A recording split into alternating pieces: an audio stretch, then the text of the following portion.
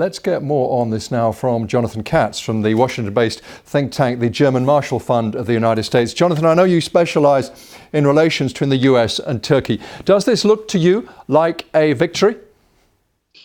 This is not a victory for the United States, despite what President Trump has said. In fact, it's a victory for ISIS, for Mr. Putin, Mr. Assad, Hezbollah, and Iran. But it's not a victory for the United States. As was mentioned earlier, in Washington today, there's a bipartisan consensus that the president's policy in Syria was a disaster that leaves the United States more vulnerable, and our allies as well more vulnerable. And when you see the devastation, how it's impacted Kurds, hundreds of thousands who have been displaced, hundreds killed, how can you call that a victory?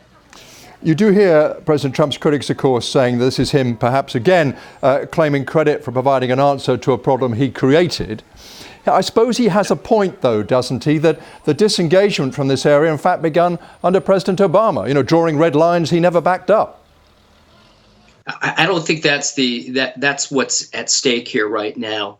President Trump's policy, his Twitter policy, the policy to withdraw U.S. troops without consulting his own staff in the Pentagon, at the State Department, even within the White House, was done in a ham-fisted way that has left the United States more vulnerable today than it was before.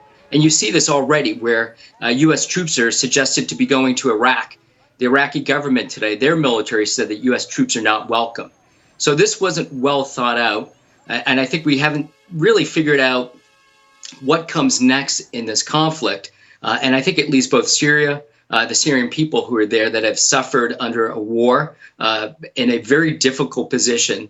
And I think I just want to add also, too, that when we're talking about victories and we're talking about the United States, it's really important to remember why the U.S. was there, which was to fight ISIS. And according to the U.S. military and to our diplomats, the fight against ISIS needs to continue. So if that's the case, why would the U.S. be withdrawing right now? And yet, of course, if the president was here and his supporters, they would say to you, look, there are a whole bunch of American voters who want American troops, American interests out of that area.